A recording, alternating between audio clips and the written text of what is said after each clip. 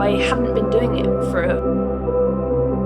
Hello everyone, I hope you're doing alright. We have just been to the garden centre and I forgot to take my camera in, but on the way home we've popped into Sainsbury's, and when I say we, Mark is actually here, but he doesn't want to be on camera today. I'm melting. He's melting, he's very hot because it's actually, the weather, I don't know if the weather's like this where you are, but the weather has got so much nicer, so much sunnier, but it's really, really dirty everywhere at the moment. And I read, I think, that it's to do with there being some sort of sandstorm in the Sahara Desert, which is a million miles away from here, but it's coming across. So everywhere I look now, the car outside and everything, it just all looks so dirty. I don't know why I'm telling you this, but is it like that where you are? Let me know below.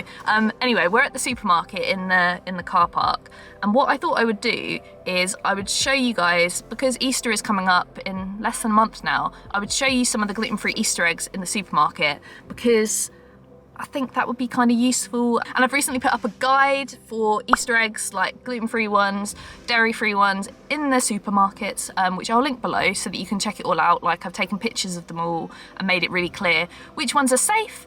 But I thought, why not bring the camera with me or my phone? I'm not sure. Shall I film my camera or my phone? Depends. I never know if people are funny with cameras in supermarkets. I don't know. Probably not. But yeah, so I'm going to go in there and hopefully, if it's not too busy, just show you a few of the Easter eggs which are completely safe if you're gluten-free. I'll see if there's any dairy-free ones as well, and if there are, I'll point those out. But I'll just give you a little bit of an overview if you want to see them visually. But if you just want to check them out in my guide, I'll link it below. Anyway, I'm getting really hot as well now. Oh, it's so hot, and I'm wearing like a cardi. So yeah, I'll take you inside Sainsbury's. So for some reason there was a DJ playing in Sainsbury's, so it was so loud, so I'm voiceovering it now. But basically, Terry's Chocolate Orange, those eggs, gluten-free. And these After 8 ones, I've never seen them before this year, but they're gluten-free as well, and they look like they've got like a nice filling. But you definitely have to be really, really careful. This one, this Milky Bar one, only in this very small size is it gluten-free. In any other size it's not, so be really careful. You can see on the back it's gluten-free. But yeah, I didn't think it would be, because no other Milky Bar Easter things are except that. So that was really exciting to find. Then obviously the star of the show for Easter this year, gluten-free wise, is the Kit Kat bunnies. So you can get them in little packs, bigger packs and everything. And also the Kit Kat mini eggs, which they're not proper Kit Kat, but they've got little crunchy bits and the chocolate tastes really good. The Galaxy Enchanted eggs, they're gluten-free, but the big egg actually isn't, so you have to be careful. And obviously, mini eggs, all the mini eggs, everything mini egg is gluten-free in the UK, which is fabulous because it's my favourite. Same goes for cream egg actually, which I'm not such a big fan of cream egg. Oh, someone's been stealing the cream eggs, not me, because I don't love them. I kind of do, but they're all right. Anyway, these slabs are gluten-free, which I thought were really nice and really cool looking. The Minstrel's Galaxy egg is gluten-free, which, who doesn't love minstrels? And also, this is really nice, the M&M's brownie, which you wouldn't think so, but yeah, gluten-free. Obviously, the Terry's Chocolate Orange with those mini eggs is, but any other ones are not, so definitely watch out and be careful. All the crunchy eggs are gluten-free this year, which is awesome. And the Twirl orange flavoured ones, as well as actually the regular Twirl one, which is right here, both of those are gluten-free, which is handy. So there's lots and lots of different choice.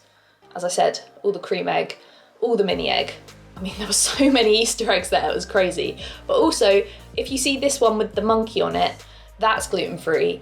But yeah, just like with everything, always check, always read and look for gluten in bold and may contains gluten, because that's important. This was cool.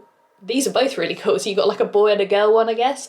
They're gluten-free, so they're Sainsbury's like own brand, so you only find these ones in Sainsbury's. And also, not just eggs, but they have a lot of like Easter egg hunt things this year. And this Peter Rabbit Cadbury's one is gluten-free. And they had quite a few other things. Thought this was quite cool if you've got a kid. And yeah, just be careful with Lindt. Only the white chocolate bunnies are gluten-free. And then make sure you look out for the pink one, which is strawberries and cream.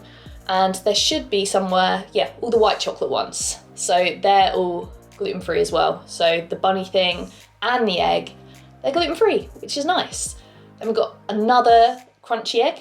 This is a really, really big one. Some of these eggs are huge. Oh, and this is really awesome. It's not as cool as you think, but it's like a giant Ferrero Rocher, kind of. And that's gluten-free. The dark one Oh, there's a crushed one there. Oh no. And the regular one. Obviously, Kit Kat eggs, be really, really careful. It's only the Kit Kat bunny eggs that are gluten-free. If it's Kit Kat chunky, whatever, that's not gluten-free, so be super careful. Flake eggs, gluten-free, and they're a nice big one as well. Don't know why I keep showing you mini egg ones, because everything mini egg is. But this one's cool, Quality Street. Quality Streets are gluten-free, and the egg is gluten-free. And the After Eight one is gluten-free as well, which is really, really nice. So all of those are in the regular section and contain dairy, but in the free from section, you've got the dairy-free. So the No-Mo egg, that one, oh, I'm really excited by that. The buttermilk ones, they've got like a dairy-free orange one. And then Sainsbury's do quite a lot of their own. So they've got this mini mallows one, which looks kind of cool. Chocolate orange and a bunny that's injured. Oh no, but it's reduced. Bingo. And obviously some non-injured ones. And then they've got all these like little chocolates, which are quite nice. The best thing though, again, is the No-Mo one, because it's like got a cookie dough middle. It's really, really good. These are nice, but so expensive, like so expensive. I don't know why they're so expensive, but they are quite nice. More No-Mo eggs. There's so many different No-Mo eggs depending on the supermarket you go to. So I hope my little trip to the supermarket was useful. Apologies that I couldn't actually talk whilst I was in there. I expected to just go around and be like, yep, this is this, this is this. But there was a DJ in the supermarket, as I said earlier, I think. I have no idea why, but there was. But I hope the little voiceover I did and me showing the Easter eggs was useful, because I think people sometimes forget that, yeah, chocolate on the whole, just classically chocolate, is gluten-free, but often lots of different chocolate brands aren't gluten-free because of various things. It can be may contains, it can be that they have wheat starch, or they have little biscuity bits in them. There's loads of different things. And that obviously, with Easter being like chocolate central time of year, it can be kind of difficult. And when you're buying something maybe for someone else who's gluten-free and you're not yourself, for instance, you want to make sure you do it right. And you know, it's just something that I wanted to be able to go through. And I think it's really important as well to show you the difference between like basically the same brand of egg, and then one egg can be gluten-free and then a different size egg isn't. Like with the Milky Bar eggs, the little small ones, the ones that I showed you in that video, gluten-free, but the mini eggs, the Milky Bar mini eggs, are not. And if they do any bigger size eggs, they're not either. So it's a bit of a minefield, really, and I still struggle, and I still have to look at everything. I always check everything when I'm looking at Easter eggs, because you never know. Like, for instance, in the past, Smarties used to do mini eggs that were gluten-free. Now they don't do them. Now all of them are may contain. So, you know, you have to be really, really careful. Similarly, like, you know, we can't have regular Terry's chocolate orange, but we can have the Terry's chocolate orange mini eggs. And then there's certain Terry's chocolate orange eggs we can have, like big eggs, but others we can't because of what it comes with. It's difficult. And also, biggest thing to remember that so many people often say to me, they're like, what are you talking about? Kit Kat bunnies, we can't have them. People get confused. Maltesers bunnies, no. 100% no. Kit Kat bunnies, yes. And then Kit Kats, rest of the year, like except Kit Kat Santas at Christmas, Kit Kat Chunkies, Kit Kats, everything, no, we can't have any of them. It is confusing, but I hope that was useful for Sainsbury's. And as I said, I have done like a little guide on the blog, which just lists them all and has pictures of them all from all the different supermarkets. So Tesco's, Asda, Sainsbury's, Waitrose, Co-op, Morrison's, Iceland, Aldi, all of them. So I'll link that below. But let me know if you'd like me to do any more of these sort of little run-throughs and go-throughs to the supermarket in vlogs, because I could do one, let's say, next week or the week after, all the way up to Easter. I could show you different supermarkets and what Easter offerings they have. So yeah, let me know and I'll happily do that, because I quite like looking at Easter chocolate, although it makes me just really tempted always to buy it, and I definitely have an addiction to mini eggs. So I've come to sit on the bed. I don't ever film bits of these videos from the bed. It just feels, I don't know. I don't sit on my bed that often, except to go to sleep. But I don't know, I haven't been feeling that good this week. This week's been a bit tough. Like, I've had a lot on, which when I get stressed, my stomach doesn't play ball, to be honest. But I feel like maybe there is something in my diet that isn't agreeing entirely with my body, and I'm not sure what it is, because I feel like beside those set things for me, so that's gluten, onion and garlic, which are the real biggies that never changed. They always obviously are things that I just can't eat. I find that other things can be a bit up and down, and I feel like there's something that I'm not entirely sure of at the moment that I need to sort out. So I've been keeping a food diary, and I'm just trying to work that out. I've actually been keeping the food diary in this. I just wrote in it just now, because in the new book there is a food diary aspect which I really wanted to do. Firstly for myself, I guess, because I needed a new food diary, so I decided to make one.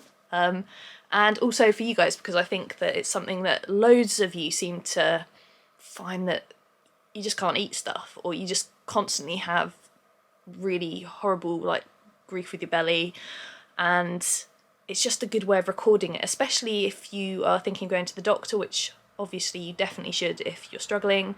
It's a good thing to keep ahead of going, because they'll definitely ask you to do it, and if they do ask you to do it, it's the way that you can record it. So yeah, and this, I can't believe it, right? That book, it comes out in 4 days now, 4 or 5 days, basically next Thursday. So if you want to get a copy and you want it to arrive when it comes out, definitely pre-order it now. I'll put the link below. Like I keep saying, pre-orders really help, or just if you're watching this once it's out, just buying it really helps. It really just, it's much appreciated. So yeah, I'll link everything below, but I've been using my food diary in there, just writing everything that I've been eating for my meals and trying to work something out. And I hadn't been doing it for just a couple of weeks or so, so I hadn't seen and kind of worked out. So I'm sort of starting a bit from scratch with the food diary again after a few weeks off. And I can't seem to see a pattern at the moment, but I'm pretty sure I will find something. I'm pretty sure I will. There's always something. There's always something, and I'm like, oh, really, I can't eat that. But then I might be able to eat in a few weeks' time. It might be the whole stress, and certain foods don't agree with me when I'm stressed. I don't know. It's such a pain. And also, I don't know if I said this just on Instagram or in my videos, but I've started to find also that the way that I sit or the way that I lie seems to affect my stomach as well. How I'm sitting at the moment isn't the best. My stomach's all like scrunched up because my legs are sort of up as well. And I find that when I'm like this, I can give myself really bad cramp and really bad pain. Like if I sit on the sofa all sort of scrunched up, all like cozy under the blanket, I get really bad tummy ache. Whereas if I'm stretched out, or and my stomach's nice and stretched and not scrunched up, then I feel fine. Really strange, really odd. I don't know why it's like that, but it's blooming annoying. So yeah, at the moment I'm just trying to listen to my body and have a bit of a relax, because I get people all the time asking me. I get like so often, multiple times a day, I get people saying to me, I've got my IBS is really bad, or I've been glutened. How do I sort myself out? And how do I sort myself out long term, but have you got any things that you do to make yourself feel better in the very short term? And the things that I always say to people are like lots of fluid, lots of liquids. So for me it's peppermint tea, but I know not everyone can have peppermint, so just warm water and stuff, just keeping yourself hydrated. Heat, so like a hot water bottle, which I find always really helps, except when it's a really hot time of year and it's just really difficult, but at the moment it's not that hot, so something like that. And rest, which is the hardest one to say, because we don't always have the opportunity to just like go and lie down. We might be going to work or whatever, and it's not really the right thing to be able to do, but where you can, definitely just give yourself a bit of time. Like I really struggle to give myself time off and to rest and relax, but sometimes it's the best thing, and you can be more productive and better after you've kind of sorted yourself out, if you see what I mean. So that's what I'm doing right now. I'm just going to sit here. I've got a telly in our bedroom, so I'm going to just watch some telly, relax, and hopefully I'll feel better for dinner later. I really hope so. I was hoping to show you what we were going to have for dinner and everything, but yeah, I don't know what we're going to have now, to be honest. When I don't feel well, it's a bit difficult. Although maybe at some point I will do a video, if it would be interesting to you, of what I eat when my stomach's really messed up, because maybe that's helpful. I mean, it's different for all of us, but maybe that would be helpful. Let me know. That'd be interesting. I'm actually sitting here at the moment with dog toys because Peg loves to carry her dog toys around. So we've got Carrot, we've got her new one, Flopsy. I think I showed this to you last week, maybe. Very cute. What else have I got? I've got a fox, little fox toy, and little, I've got a snake. But no Peg. Peg is downstairs and I'm upstairs, so I'm just hanging out with the gang. Oh, crazy. But yeah, let me know how your stomach's feeling at the moment, if you've got IBS, you've got celiac disease, or whatever grief you get, how are you feeling at the moment? If you don't get pain in your stomach and all this, how are you doing? Just how are you doing in your brain? How are you doing in your mind? How are you feeling? There's a lot going on in the world at the moment, and I know it's a bit tough. Life is hard. Life is testing and whatever. So just let me know how you're doing. I like to check in with you guys because so many of you are so kind and often just message me asking me how I am. So let me know how you are. It's just good to chat sometimes. Do you know what I mean? It's good to chat, I find, to people that we don't necessarily see every day. You know, it's all well and good talking to people that we live with, or our family, or friends if we have them. But sometimes it's also nice to talk to people that we don't really know that well, and just have that little bit of a chat. Sometimes we can be a bit more, I don't know, a bit more honest, a bit more. We can just say how we're really feeling because we feel like it doesn't matter. So always let me know how you're feeling. If you've got anything you want to chat about, I'm always here to talk, always. So yeah. So as I mentioned earlier, Peg wasn't with me, just her toys, and I said she was downstairs, and this is how I found her. I just love how her eyes are so scrunched up. You okay in there? Hello? Do not disturb. Did you say something, Peggy? No. Yeah, she's clearly very, very relaxed and loving life. Oh, to be a dog. Anyway, I really hope you've enjoyed the video. If you have, like it, subscribe. This time next week, when the next video comes out, my book, How to Plan Anything Gluten-Free, will actually be released. It will be out in the wild, so if you want to pre-order it or order it or whenever you're watching this, link below. And yeah, I'll see you next week. Bye.